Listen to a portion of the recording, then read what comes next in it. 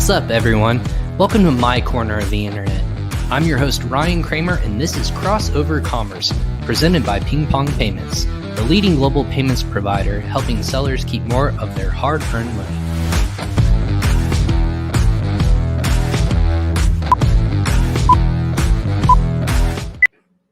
Hey, what's up, everyone? Thanks for tuning in. I'm your host, Ryan Kramer, and welcome to another episode of Crossover Commerce. This is episode 129 of Crossover Commerce. This is my corner of the internet. Literally, I have moved my studio into a corner of my office so I can give you a little bit more intimate feeling. So that being said, I apologize for the background, but moving kind of takes a little bit of time when you got a 6-year-old. But that being said, this is my corner of the internet, literally and figuratively, where I bring you the best experts in the Amazon and e-commerce space. And today's no exception. Bringing one of the friends of the show already coming back, wanted to bring him on so that we can discuss a little bit about some of the things that are going on in the Amazon world. But before we jump into it, let's already go ahead and mention that Crossover Commerce is presented by PingPong Payments, now helping over 1 million customers worldwide and transacting over $150 million across the world, $90 billion to date. PingPong Payments is your go-to location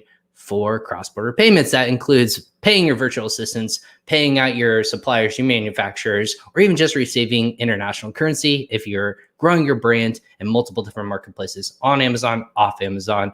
Check out PingPong Payments. It's free to sign up, and go ahead and give them a shout out today. Let them know Crossover Commerce sent to you as well. So that being said, go ahead and check that out in our show notes or in the comment section. As always, we want to help you out with that being said. But like I said, why are localized translation and optimization even more important than before? And that's a question we're going to be diving into today. We'll break down these concepts for sure with our friend of the show, Omar Angri of Margin Business. Omar, as everyone knows, is the co-founder with his wife, Emil, who also runs a business there internationally. I believe last time I checked, we're going to chime in and check in with Omar as well. Not at Prosper Show, as everyone else is at Prosper Show. It seems like we were just talking about this, but wanted to get him on the show this week to talk about this specific topic, again, titled Localized Listing Translations on Amazon. Omar, why don't let's bring you in and welcome to Crossover Commerce once again. Hi, Ryan. How you doing today? Man, I'm doing all right. Like I said, it's been kind of crazy, but that being said, sure. there's always something going on in the e-commerce world. That being said, today's no exception. We kind of alluded to it. People are starting to travel. It's been kind of talked about in this industry a little bit. I'll even throw up a little graphic that we created for it. Prosper Show is going on July 13th, 15th, which happens to be tomorrow. I'm not there. You're not there, but that's not any excuse to not talk about e-commerce, right? Yeah. Well, you're overseas, so it's a little bit different for travel purposes. Yes. So, what's new since last time you hopped on the show? Oh yes, it's for everyone. It's a bit strange times. I mean, like in the sense of traveling, it's exactly why we didn't make it to the Prosper Show, because flying long distance at the moment is a bit strange, crossing continents. As long as you're down in Europe, it's fine, But as soon as you cross borders, it's just another story. You have to read the regulations, you have to check, you have to be afraid that you get locked up somewhere, and locked down. Sorry, you get locked down somewhere. It's all. So I rather stay here where I'm at the moment, where I'm familiar, and check out the world, what's going on. And once everything is, moving again, then we can jump out of the EU borders again, So for now, it's pretty okay.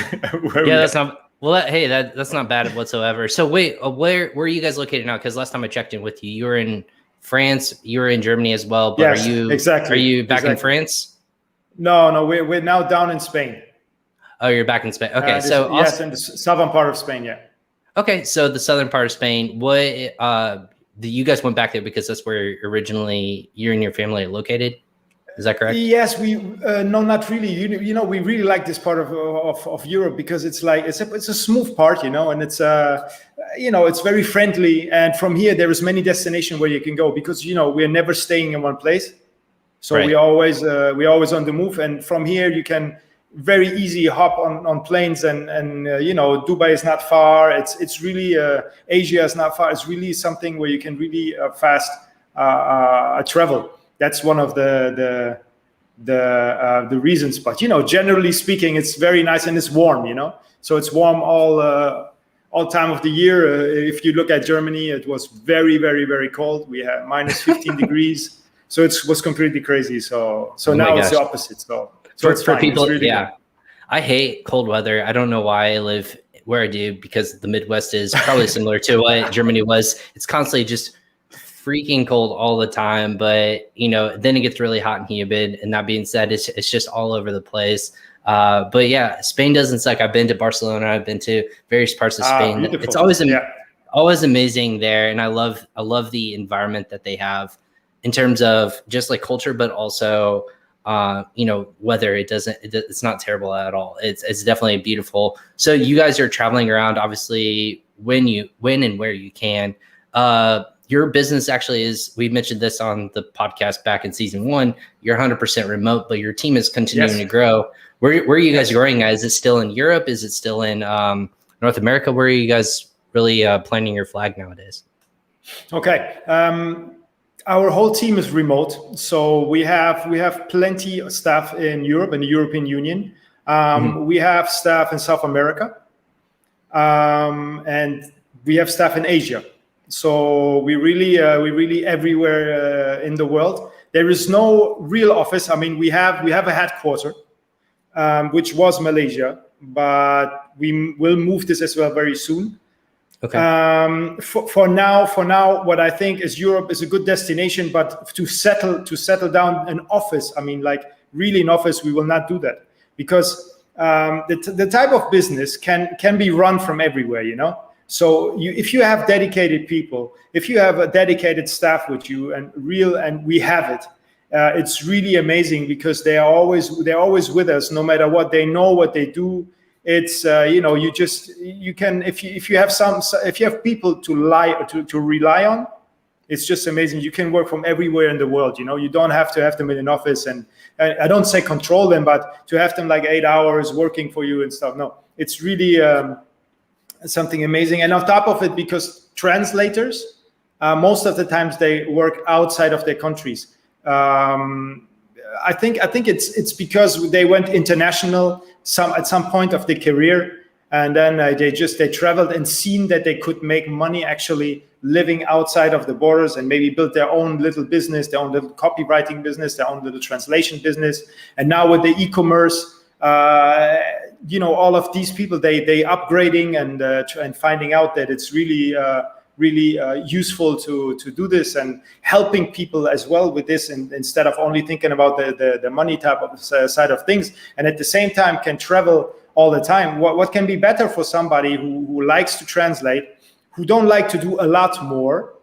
For example, maybe building a company at some point, but for the moment, everyone happy, and I think it's good, and we're good to go. We're good to grow. And it's all good. Yeah.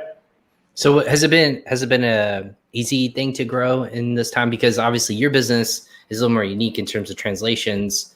Has it been easier to hire, grow, and vet talent when people are either in one locale, and this is kind of the environment that you were going to cultivate anyways? Is that a fair assessment right now? Yes, it's not. Let's say it's never easy to grow a company. Especially right. when it's not snapping your fingers. Yeah. Exactly. But is the environment a little bit more like friendlier towards like remote 100% businesses like yourself? It is, but it's still challenging, because you need to have an understanding of all the cultures you're dealing with, because you're dealing obviously with every different language is a different culture, and have different personalities, different characters.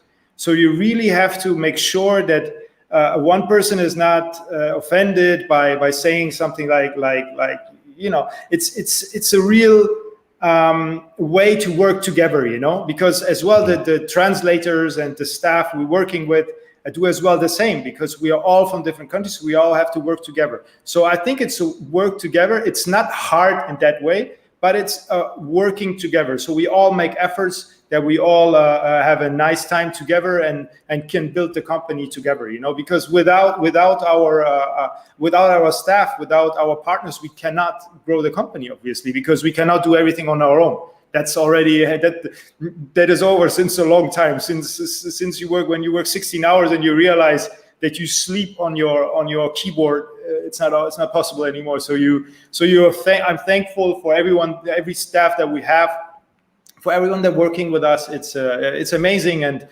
the team culture is one of the most important points, what I always need to say and always need to make people understand, that it is it's one of the most essential things, especially nowadays when you have a remote staff, as well, even more when you have an office staff, because then you have to entertain them, you have to really, everyone needs to know that they're really there to help. They need to have a purpose, and everyone has a purpose, like me, like you. Everyone has a purpose. Everyone needs to feel to have a purpose, and then everything is good to go.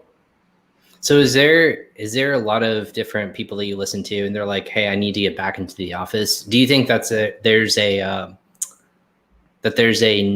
not negative, but do you think that there's success is a little bit more, needs to be hands-on? Like, we don't want to pigeonhole people into these sorts of successes, right? Like you said, you can grow internationally, and that's how you start from the beginning.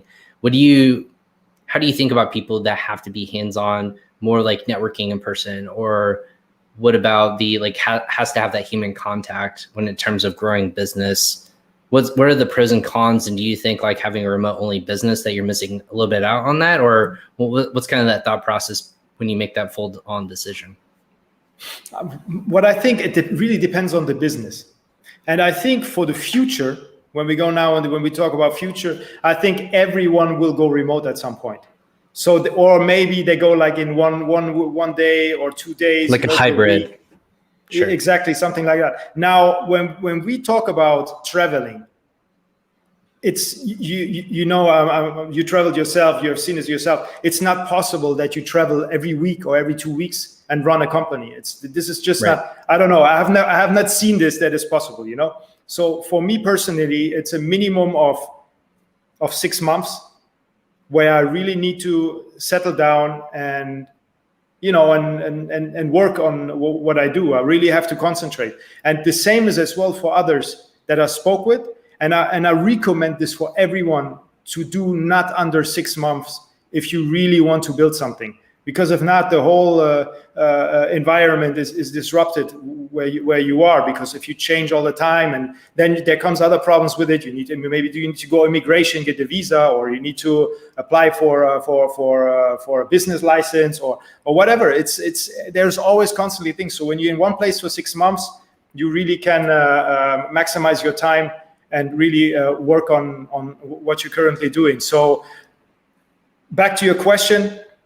I think that in the future, businesses will be definitely going all remote. And there are people which need to be hands-on, as you said. And this is a bit difficult to handle. But if you give straight tasks and exact points at the time of the day what to do, this can be as well resolved. So I think there is nobody who really needs hands-on. There is just people who really need. They start in the morning at 8 o'clock, and then there's this to do, and this to do, and this to do, and they can do it as well from home. That's not a problem. It's and it's even better because at the end of the day, you ticked all these things, and then you feel happy. It's same for me as well. I mean, we're all like that. I think so. Absolutely. Well, yeah, I think so too. I think that there's a hybrid and a happy medium a lot of people need to hit. And I think that this is one of those things we've seen stark differences. Like, people need that human interaction, but a lot of people have just become aware that there's an effectiveness when you can just put heads down, lock yourself in a room, and just get a lot of work done. Or there's that happy medium, right? Whatever that happy medium is, I think people are really starting to learn a lot about themselves, because you get thrown into an office setting, right? You might not be effective, or you might not be the person that might be a good fit, but it might just be the environment in which they are working not the actual job itself. So that's a fascinating topic. So as you guys continue to grow, your business is expanding and it's growing.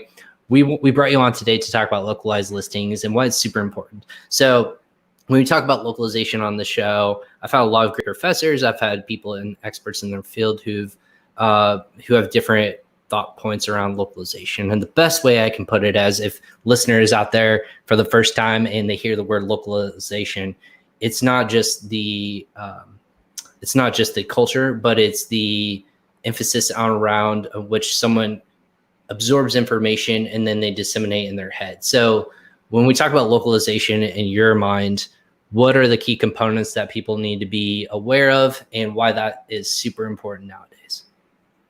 So in general, the importance of localization and translation in Europe. Now, I mean, it goes to the whole world as well, you know. So when you speak to a person through a marketing text on a website, or when you speak to somebody through a listing, they need to be drawn in.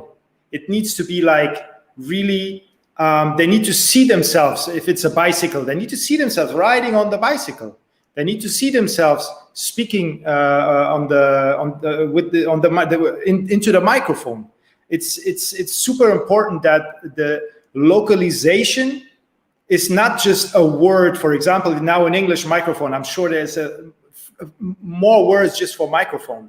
So when you speak with the person, they need to say, this person actually speaks to me, you know. And the trick of all of this is that they don't even realize that this is a localization. This is between us, between people who actually understand the business in general. Because when people, for example, from let's say Germany, they read a listing, okay, and it just flow through, and then at the end they see, that's it. The pictures are all, everything is fine. That's for me. That means it's localized. But if they go into the sentence and say, what's that now? I don't understand. That's a strange word. I've never seen this. This is not localized. Right. So you're talking about. And I think, do you have what specific points maybe can you give a listener right now? Can you, because for example, the commonality I always go back to is when you're selling in the United States and you're selling into even as simple as using even English language.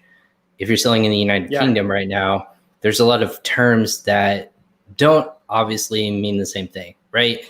We are weird in the segment of we drive on a parkway and we park on a driveway, right? It's super confusing if you're not familiar with just anecdotal words, but stuff like that where you say lift, which is elevator, for here in the United States, lift would be obviously in the UK. So there's a lot, even just in same language, you still have to break it down even further in terms of culture. So I think that's where the above and beyond nature of people don't understand is there's a cultural aspect of when we're conversing in the English language, I still in the back of my mind know what I mean, but you're like, when you hear that word, it might refer to something you've heard in a different language or even just translated in general, completely different than what I would intended to. So, So what are the effects? Like, is this as simple as not converting? Is this as simple as offending people? Or is there a deeper notion that we're not even seeing right now that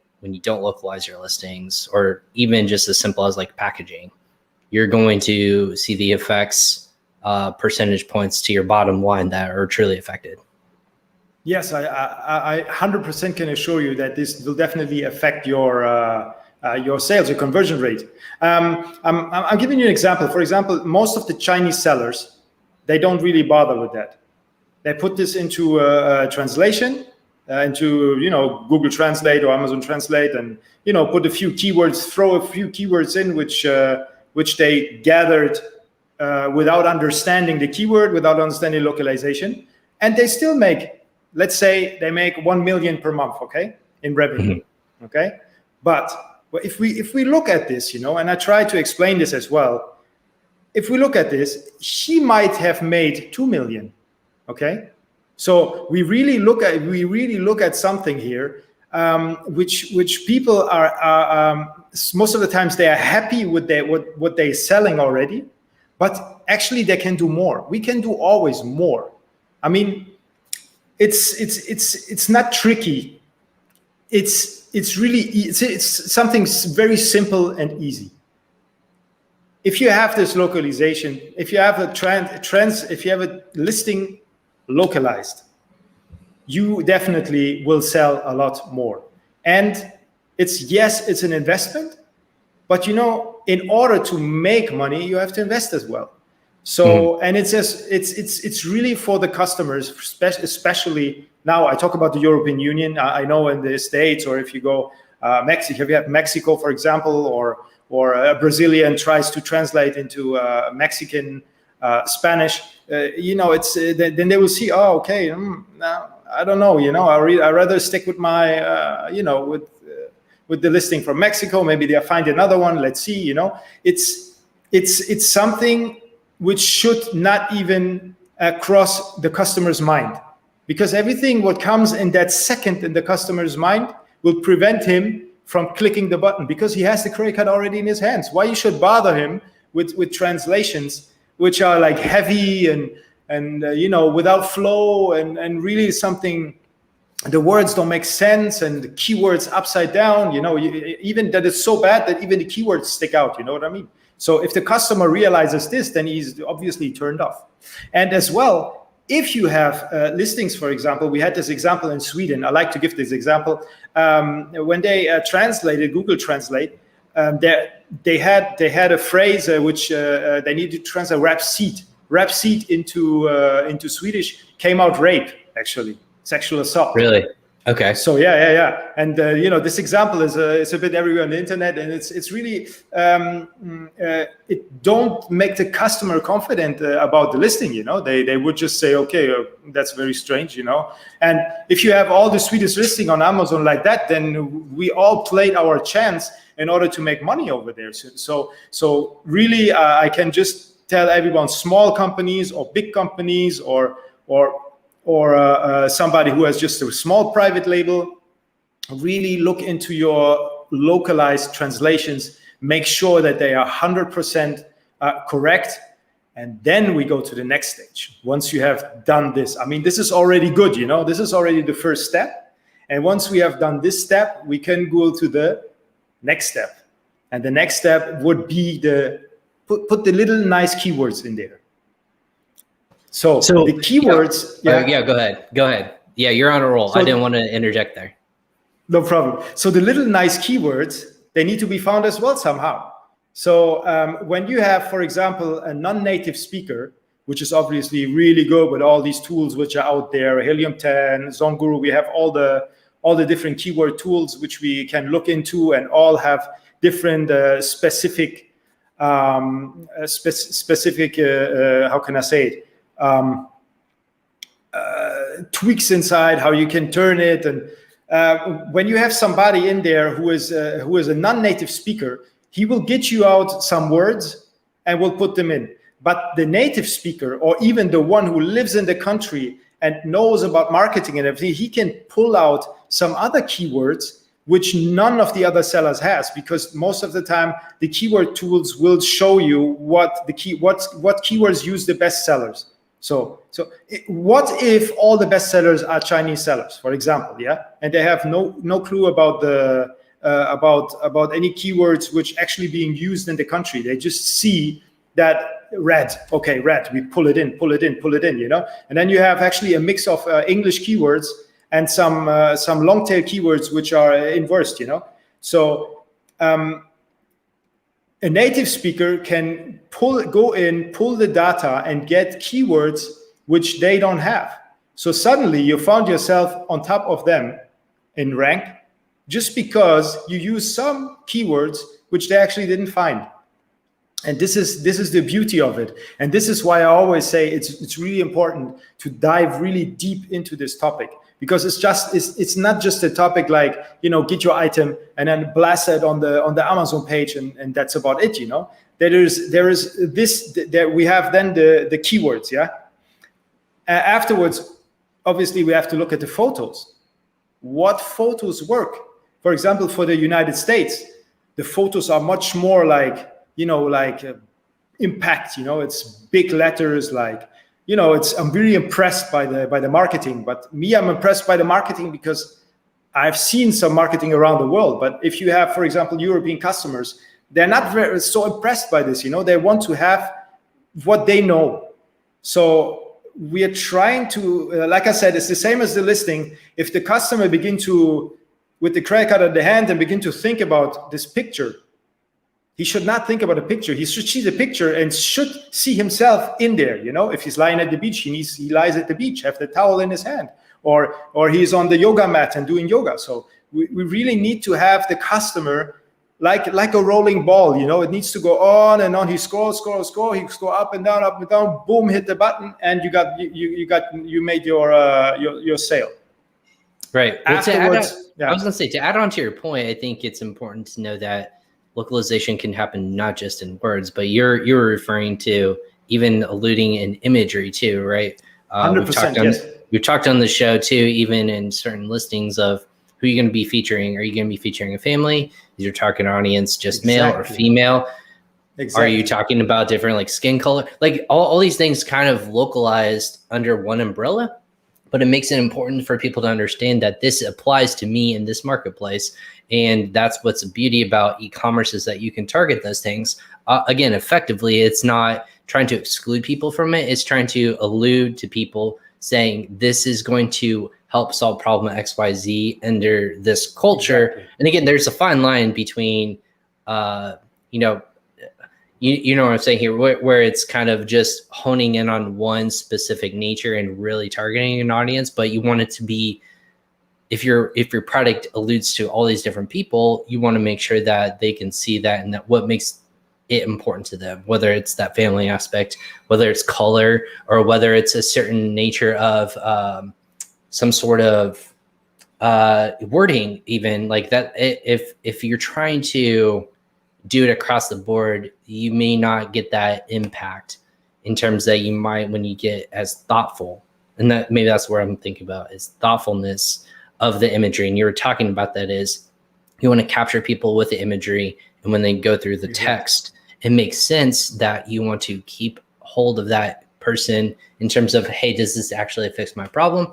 And then you can continue to move on through there. And I hate it when, people generically throw up stuff. It's not solving the issue. It's just the generic version. And that can even go into, and we can talk about this a little bit later once you've done making your point, of even product listing, product inserts, I should say, and just like, hey, a simple thank you message, like even localized listings and localized thank yous are super important, I think, as well, and can really turn you 100%. Off from repeat business. So I'll let you continue, and we can kind of dive into that if you would like.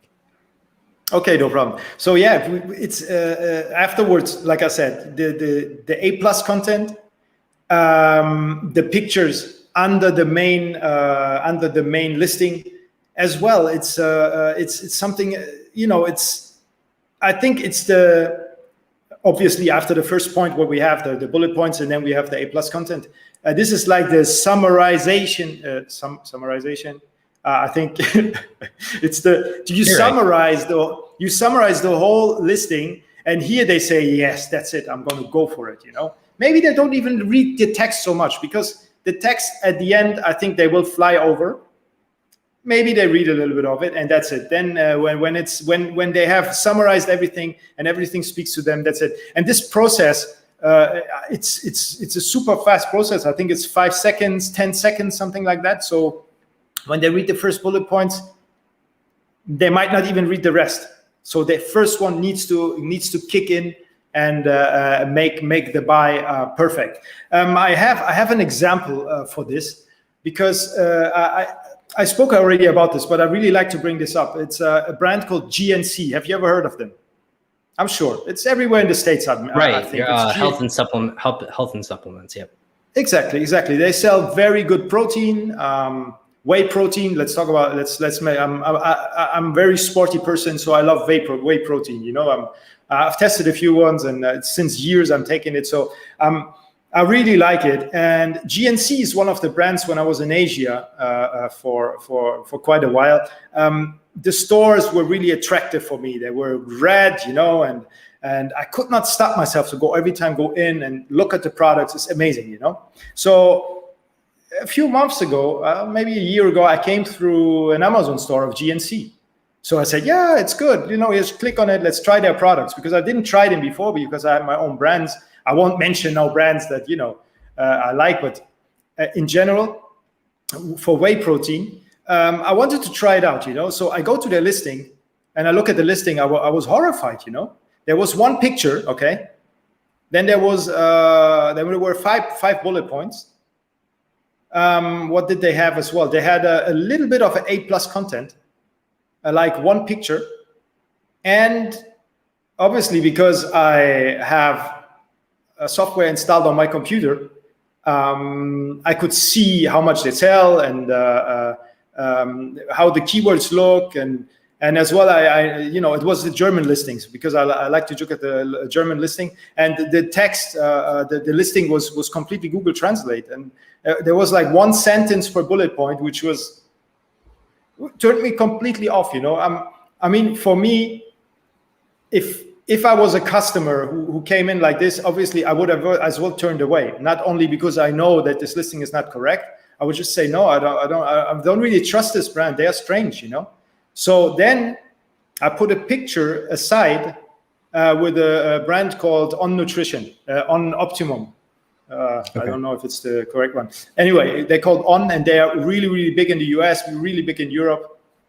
And their listing is just, you have the chocolate picture, you have the chocolate, splashing in the back of the picture. The second one is somebody training, really healthy. On and on and on, but still their bullet points were not like 100%. And from brands like this, I really expect something, a top work. There is no mistakes to be made. They cannot do mistakes. So my point here is that we have two of the biggest brands in the world, and most consumed as well. But when we go on Amazon, they just think because of their name they can sell, but it's not true. Even if you are a big brand, you will need to put some effort behind it in order that the Amazon algorithm will take your listings in front of customers, and as well that customers will click on your listings when they search for it. Because if the first picture is not good, who's going to look at your listing? Even if you're, I don't know who. Okay, if somebody goes directly to the point and wants to buy, I understand, that's okay. But normally not. So then you have as well phrases like, for example, in Germany, buy now, It's like, you cannot tell them buy now. It's something just an example, when German customers are searching for a product or they see the product, they don't want to be sold actually. They know they're going to be sold anyway, but they don't want to feel like it, because if not, it turned them off. So they will go to another listing, or same in a phone call, for example. If you try to sell them like very aggressively, it's not possible. So there's this different cultures, and I think when you're working with so many cultures all the time, and when you've traveled a lot and you understand the cultures and you understand the differences of the people, and as well what they like and what they don't like, and what goes through in one country, what you cannot do in the other country, you really get a hold of it and can as well reflect this on your team. Because obviously the team needs as well, even though the team don't travel maybe, they need as well to understand, that there is different cultures, there is different ways to talk to customers. It all goes together, what you learn and what you can do and your insight, you give to your team. And because, the whole thing didn't stop at the listing. The whole thing stops at your staff, at everyone who is around you, because it's really something you need to be passionate about. It's something you need to live, you need to feel, you need to sleep. It's simple like that. It's like I don't know, if you're martial arts, you do this all the time. You simply live, sleep, and eat it. It's natural. It needs to come natural, but still you need to understand and need to explain it to people how to do this. So. Right. Yeah. Well, Omar, you mentioned all these things, and this is like the advanced course of how to take your brand to the next level, right? It's not just online business. This is not exclusively to selling online. This is selling exactly. internationally in any sort of business, and it makes sense to understand your customer, but going deeper in understanding. I mean, we've had experts on the show that have said, it's understanding the problem of what is really like, what's the effect that your product is going to have on these people. Is it invoking emotion? Is it solving a problem? Is it going to, is it as something as simple as, fixing a solution that everyone has? And you have to understand deeper, like what that can mean. Is it saving them time? Is it saving them money? Is it saving them effort with their children? Is it, what kind of emotion are you invoking with these people? And I think that's a difficult thing that you see. Not just major brands you have mentioned, like those major supplement brands coming online, they're not understanding how to speak to those localized audiences. Exactly. So unfortunately, it's just how do you bring across your knowledge and expertise in your field into a localized way so that people, like you said, even in the German market, they don't want to be sold to. That to me instantly says, if I have any sort of like buy now or this deal won't last or any sort of those point of reference or point of sale phrases, that it's going to be difficult for me to stand out and to be successful in that marketplace. Those things to me are always important. So who can, if I'm a seller in the United States or internationally, who do I go to for these, like, to understand these marketplaces? Because not, like you said, everyone understands the entire world. We don't understand culture, language across the entire world.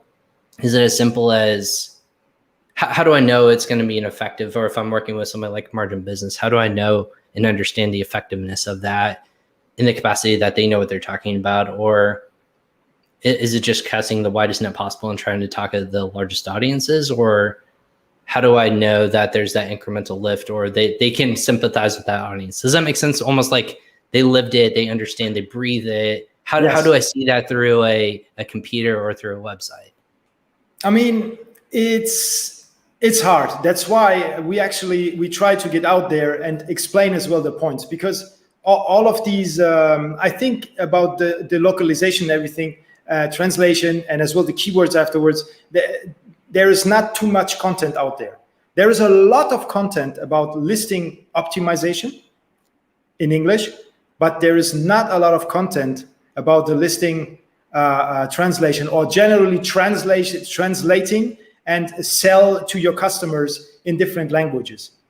Because as you said, how can you see that this company, for example, Margin Business, for example, our company, can make this happen? So now what I always say is you need to look at their website, first of all, check out their YouTube channel, check out their social media, maybe get in contact with them, talk with them.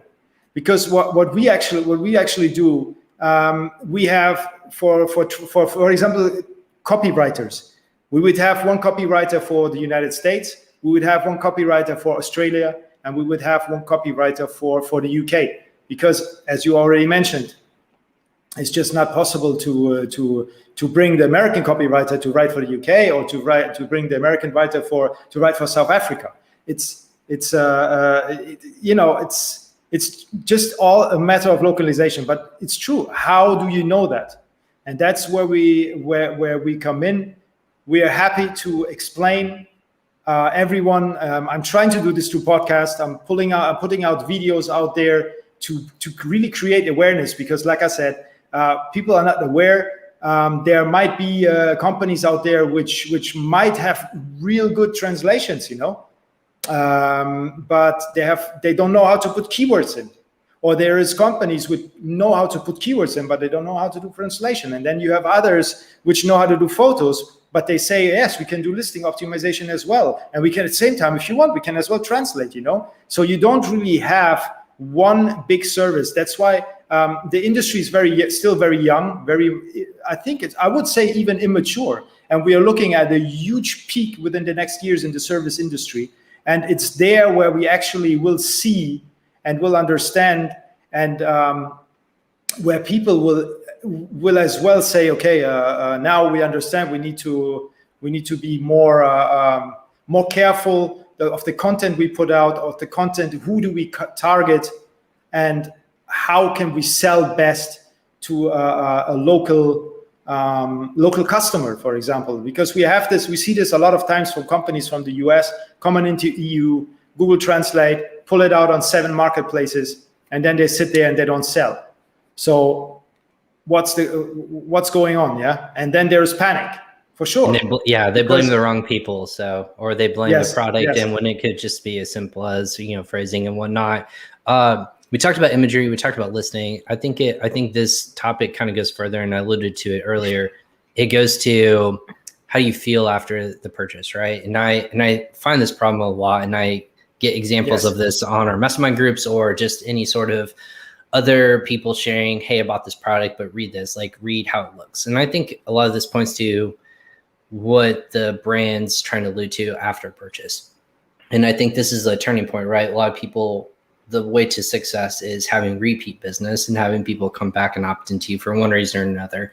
Obviously, lots of people would rather them just fall in love with the brand, love their product. And then if they need it again, whether it's the disposable product or they want to buy it as a gift or so on and so forth, they would go back to that specific brand, knowing that it makes them feel a certain way. What's your take on localized inserts or just directions or any sort of packaging in that capacity, almost like the look and feel, how they describe setup or like putting together a product, or even just about the company in general? What's your take on localizing your efforts on a case-by-case basis to a marketplace of that nature? I think it's as well very important, because when you have the different countries, a very unique point would be to think, like you said already before, to just put a simple, nice card in there. Thank you for your purchase. You're an amazing customer, for example, but put it for the local market. So because normally when you're selling on Amazon, they will be all distributed over all the centers. So what could be good is to write a thank you note in 5 languages. Mm-hmm.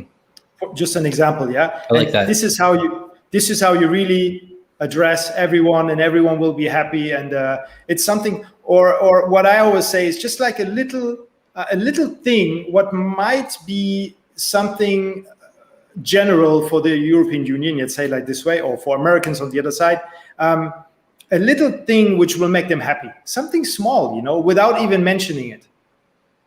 This is something like you connect emotionally with your customer. They will always remember you for this little thing. But it would be great if you really think about something which makes the difference, which is not just like a pen, and with your brand on it. No, it's something which really connects with them, where they really feel, okay, they really thought about something here, they really care about me, the customer, me alone, and then you are the customer hero. And this is what we want. We want to make the customer the hero. Right. What's the one thing that surprised you that you didn't think that would invoke emotion in you, but if you bought it, you're like, that's a really nice touch, and you were almost shocked or surprised by that? It doesn't have to be a client, but maybe just in your personal life. Is there something that's done that to you that was like, hey, this is a nice touch? Definitely. I've been searching for mics, for microphone, for the podcast, because I have my own podcast as well. And it's an endless cycle, man. You don't want to go down that rabbit hole. It never ends. I promise you. Even though I have a nice one right here, I'm looking out like, well, I can upgrade to a different and more fancy one. So anyways, that's my 2 cents. But it's really like I bought one for, I don't know, maybe it was $50, $60 or something. And it came and I worked with it, and I felt like my Mac has a better microphone than this mic, So I just packed it up again and sent it back. Okay. So now then I really searched. I searched already, but I was a little bit, let myself move away a little bit from brands, and as well put myself into reviews, to check on reviews. And, they spoke to me, I don't know. But then I found a brand called Rode. I'm sure you say Rode, Rode. Rode. Yes, Yep. yes. And Familiar. and I checked them out. I checked every single one of them. And suddenly, here we come to the pictures, okay? I didn't even yet read the text. I've seen the first picture, and it was a lady sitting in a bit darker room and has the microphone in front of her with this little nice logo with her headphones on, and in front of her the screen, and doing a podcast. And it was so, the picture was so, the lights were so really attracting me to say, okay, you can sit there as well like this, you can have the phone nicely having there, and it's like it's a little, it's a little treat, so I bought it. I clicked on it and I bought it. And this is actually the trigger. What caused it is it's a simple picture which they have made very warm and very attractive, because you can think about yourself sitting there at your home and doing a podcast. Absolutely. Well, and that's the thing is, I think we described it even earlier of the kind of the sequences of events that kind of draw you into, specifically for Amazon. You get captured by what's going to stand out, right, in the listing. There's hundreds of different listings. If you're in a search term, how are you going to stand out there? That's the first goal and objective to overcome. Exactly. Second would be when people start to dig into the details, and how are you going to stand out above that? How is it going to solve my problem? And there's even ways to optimize what comes first, what comes fourth, what comes fifth. And we talked about that with Amy Weiss on my podcast with her most recently.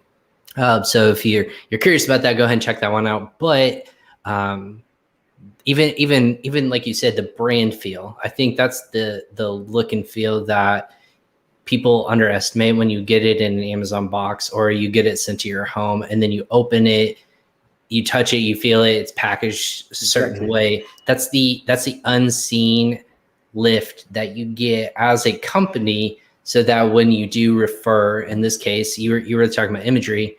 If I were someone to ask me, hey, I'm looking for a specific microphone, or I'm looking for specific, felt board to soften my room or something like that, I can say, listen, I like how this was presented to me. It made it feel good coming out of a box because it put my problem at the forefront, and they delivered on every single line item. So at the end of the day, you want that carryover to come in terms of brand feeling overall. It starts in the imagery, it goes into listing optimization, and then the look and the feel of everything at the end of the day, tangibleness of it all. So that being said, you said this is an underserved community.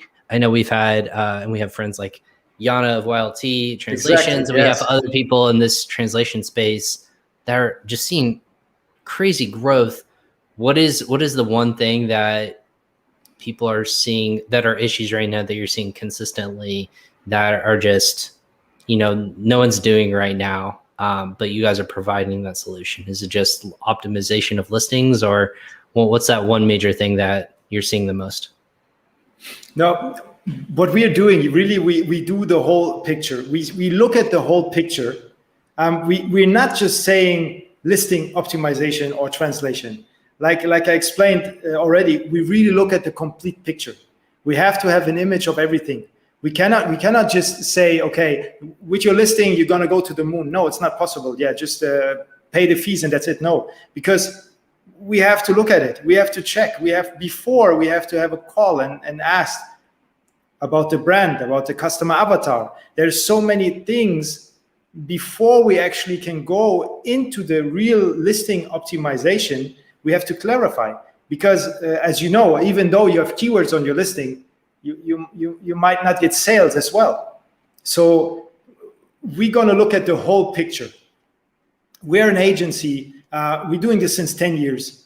And we have the staff and the capabilities in order to look at the complete picture. Normally, we do a full checkup on the listing, and we write down the points, what can be done. And then even we decide if we can do something for this client or not. Because like I said, it don't stop at the listing. We really have to go really deep. And this is something we're passionate about. And this is something, It goes hand in hand with all of these things. And I wanted to give a last point as well for that. It's actually the reviews. When you look in the European Union at the reviews, you have 7 different countries. You have 7 different cultures, 7 different characteristics writing these reviews. If you do not get any value out of these reviews, how else can you do it? So we look as well at the reviews. We built them into the listing. We built them into the A+ content, so we can even connect better with the customers. So at the end of the day, or at the end of the few months after the launch, all listings what you have in the European Union needs to be different. Obviously, the text cannot be different. It's the same product, but like the A+ content, the writing into the A+ content needs to have different subjects, needs to have different trigger points. Everything needs to be adapted to this market. This is really one of the last points that I always emphasize. I mean, most of the people know it. Most of the people know that you can search into the reviews by words. You can filter out. You can see what works, what is negative, what is positive, and out of this you can see as well the products, what to do with them, or what to sell, what not to sell. But like I said, it's a complete picture. I love that. And obviously it's a puzzle that's constantly changing. So you have to always be on top of it, reevaluating, reassessing, see what's important to people, and then emphasizing that. Don't have a set it and forget it strategy. That's what I'm always saying. You make this investment one time. You need to do the investment again. It's like a PPC campaign. It's exactly the same, you know. You cannot just put the PPC on and that's it, you know. No, you have to get in, you have to tweak, you have to change, you have to throw that keyword out, you have to put that keyword in. It's exactly the same. It's every the same. But this is something what I don't understand, that people sometimes think like, okay, I've translated one time, we just leave it there, yeah. Maybe tomorrow, keyword change, 100% change. Right. Things change in the market, you know, everything can change overnight. So don't have a set it and forget it strategy. Is there a rule of thumb of how often you want to reassess a listing? Do you have it as a playbook, or is there a rule that you and your team go by? I would say like every 3 months to look at the listing, to look at the competitors, and to do an assessment out of this, and then really see what needs to be changed, or if something needs to be changed. Okay, that's good to know. That's a great tip for everyone and listener out there. Every 3 months, make sure you're reassessing all of your. Again, we've had many people go over listing optimizations, but even not just what the product is telling you. If you're selling internationally, it's very important to constantly refresh. Even if no changes are made, it's always good to make sure that you're aware that there's nothing offensive, or you just need to emphasize something else. Just reevaluating your listings over time as things evolve and change and grow. So with that being said, Omar, with you and your team, I know Emil's watching, and I just want to give a quick shout out to her, or Emily, excuse me, not Emil, Emily. She shouted out a couple different times too. So she was even saying I read their negative review first all the time when she looks at different products to watch. Yes. How can people get in touch with yourself or the team over at Margin Business? Okay, I'm usually, you can reach us through marginbusiness.com. So it's like the margin and the business, marginbusiness.com. And as well, just simple send an email directly to me, omar@marginbusiness.com, or emily@marginbusiness.com. So, right. Yeah.